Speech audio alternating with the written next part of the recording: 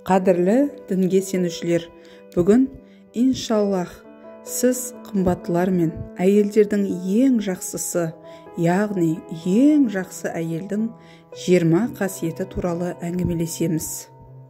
Егер қайсы бір әйелде осы 20 қасиеті болатын болса, демек ол ең жақсы әйел.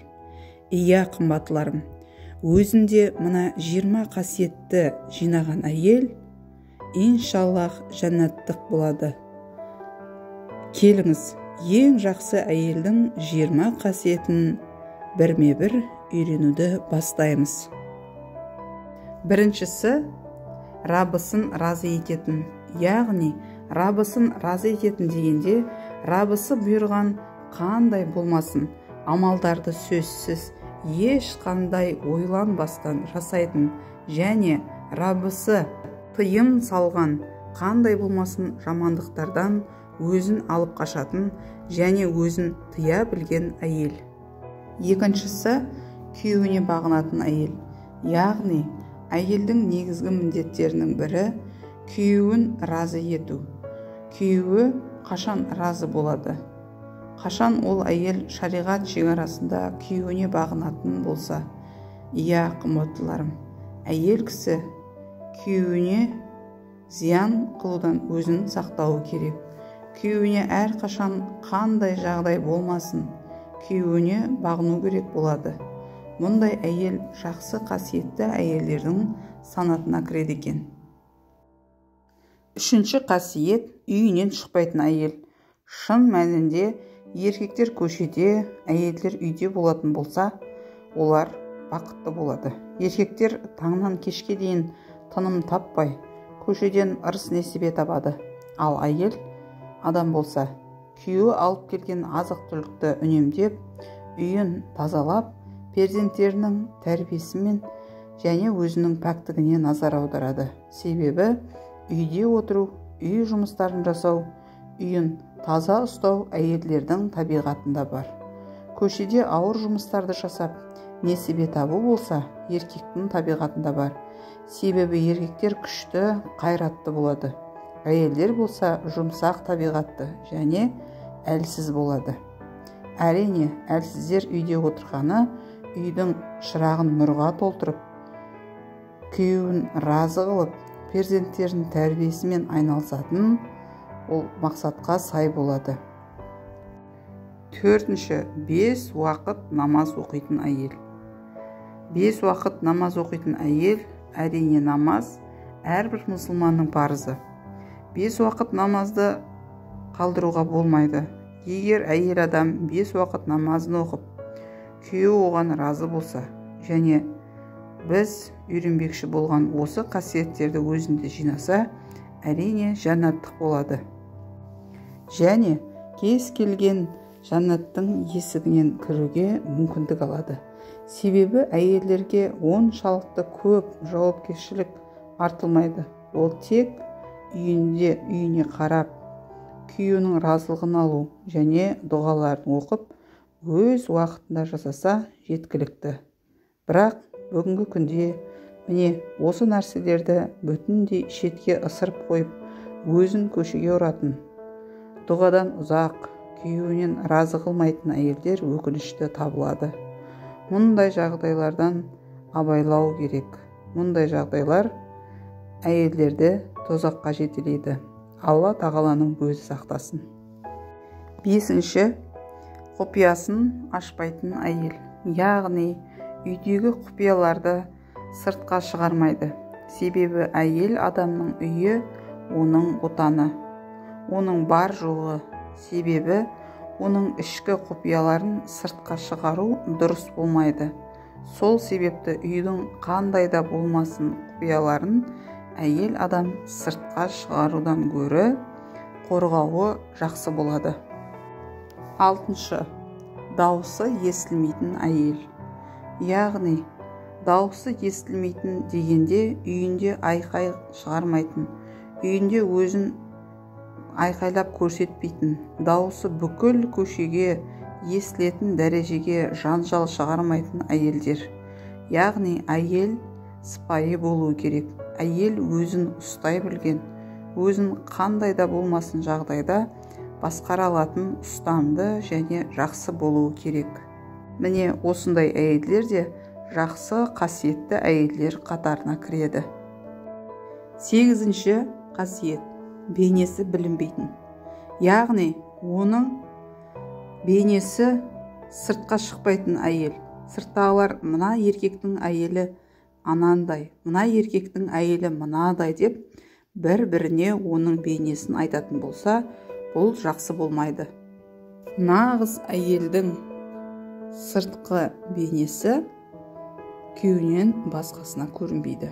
Өз халқында қадірлі, өз отбасында, өз туыстарының арасында құрметтелген әйел, яғни үлгі алатын әйел. Өз жан дүниесіне салмақты.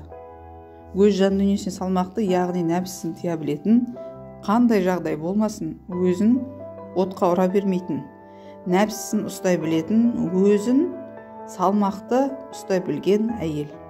11-ші өз отбасында мейірімді күтуші. Өз отбасында мейірімді күтуші, яғни өзінің перзентіне өте мейірбан болған әйел. Әйелдердің міндеті күйеуімен, перзенттерімен әуре болу. Өзінің бар мейірімін күйеуіне және перзенттеріне беру болып табылады. Қалай болғанда да жәннатқа кірмекші екен, күйеуі оған разы болсын, перзенттеріне мейірімін берсін. Ол әйелге басқа ештеңе керек емес. Міне осы істерді өте жақсы деңгейде орындаған, иншалла мұндай әйел жаннаттық әйел болады. 12-ші үйі жәннат. Үйі жәннат, яғни үйін пәк қылып сақтайтын, үйі жәннатқа сай, үйінен жәннаттың үйі шығатын, оның үйі гүлдерге толған, үйінде бірде-бір шаң жоқ, үйін соншалықты таза ұстайтын, күйеуінің киімдерін, перзенттерінің киімдерін таза ұстайтын әйел. Мұндай әйелдердің үйі жәннат, және ол әйелдің ақыреттегі үйі де жәннаттағыдай болмақ, иншалла. 13-ші күйеуінен мейірімділік көрсе, шүкіршілік етеді. Күйеуі бір кішкене жақсылық қылса да, ол әйелге үлкен жақсылықтай болады, және ол күйеуінің арзымайтын жақсылығын да үлкен санап, оған шүкіршілік айтады. Өкініштісі, бүгінгі күні мынадай әйелдер де бар. Күйеуінің жақсылығын көрмейді, білмейді. Жылдап күйеуімен тұрып, ең соңында сенен ешқандай жақсылық көрмедім деп, күйеуінің көңіліне қаяу түсіреді. Мұндай жағдайдан қандай да әйел болмасын, абайлау керек. 14-ші күйеуінен жамандық көрсе, сабыр етеді. Иә, қымбаттыларым, сабыр түбі сары алтын деп халқымыз бекерге айтпаған. Кейбір жағдайлардың болатыны, кейбір күйеулер әйелдеріне жамандық жасап қою мүмкін. Міне, осындай жағдайларда өзін қалай ұстауы керек? Күйеуімен бет-бет отырып алысуы керек пе? Жоқ, қымбаттыларым, ондай әйел сабыр етсін, иншалла. Алла сабыр етушілерді жақсы көреді, және сабыр еткен адамға жақсылықтар сыйлайды. Осындай жағдайларда әйелдер сабыр ету керек. Демек, мұндай әйелдер ең жақсы әйелдер санатынан. 15-ші егер күйеуі әйелінің жанына келсе, ол қуанады және күлімдейді. Иә, күйеуінің көңілін көтере білген әйел де ең жақсы әйелдер санатына кіреді. Күйеуі жұмысынан келгенде күйеуін қуанышпен, жүзіндегі күлкімен күтіп алатын болса, қандай болмасын шаршап келген еркектің шаршауы басылады. Иә, әйелдер, осы нәрселерге назар аудару керек. Күйеуін әрқашан қуанышпен, жүзіндегі күлкімен қарсы алуы керек. Міне, осындай әйелдерге еркекте талпынатын болады. 16-шы егер күйеуі алдынан шықса, мұңаяды және сағынады. Әйел адам күйеуін жүрегімен жақсы көретін болса, күйеуіне қатты бауыр басып қалса, мұндай әйел, егер оның күйеуі алдынан шығып кететін болса, мұңаяды және оның келуін шыдамсыздықпен күтеді және күйеуін сағынады. Мұндай әйелдер де жақсы әйелдер санатынан. Күйеуі үйіне кіріп келсе қуанады, сүйсінеді, ал үйден шығып кетсе мұңаяды және күйеуін сағынады. 17. Егер күйеуі оған ашуланса, ол сабырлы болады және жұмсақтық танытады. Яғни еркектің көңіл күйі әртүрлі болады. Кейде жақсы, кейде шаршаған күйде, кейде ашуланған күйде болады. Әйел адам күйеуінің әрбір көңіл күйінде өзін дұрыстай білуі өте қажет. Егер күйеуіңіз ашулы ма, демек өзіңізді салмақты түрде ұстаңыз. Салмақты болыңыз, күйеуіңіздің ашуын шығарудан өзіңізді аулақ ұстаңыз. Күйеуіңіздің көңіл күйін дұрыс түсініп, күйеуіңізді қолдаңыз. Міне осындай әйелдер де жақсы әйелдер санатынан. 18. Егер әйел күйеуіне қараса, оны таң қалдырады. Яғни күйеуі өзінің әйелін көрген кезде жүзінде күлкі мен қуаныш болуы керек. Әр әйел күйеуін таң қалдыра білуі керек. Бұл да әйелдердің жақсысы және бұл жоғарыда айтылып жатқан барлық қасиеттер отбасының мықты болуына қызмет ететін қасиеттер. 19. Егер күйеуінің кемшілігін көрсе, жасырады. Яғни жылдар бойы бірге өмір сүрген әр әйел өзінің күйеуінің кемшіліктерін жасырады. Алла барлығында кемшілік бар. Бірақ жақсы әйел күйеуінің айыбын жасырған әйел. Кейбір жағдайларда осындай әйелдер кездеседі. Күйеуінің кемшіліктерін көшеге шығып жария қылады. Мұндай жағдай, мұндай іс әйелдер адамына тура дұрыс келмейді. Және мұндай жағдайдың нәтижесі жақсылықпен аяқталмайды. Отбасылардың бұзылып кетуіне міне осындай жағдайлардың нәтижесі. Алла тағала бір мұсылманның кемшілігін ашқанын жаман көреді. Мұндай адамдардың кемшілігін Алла тағала қияметте сұрайды. Алла тағаланың өзі асырасын.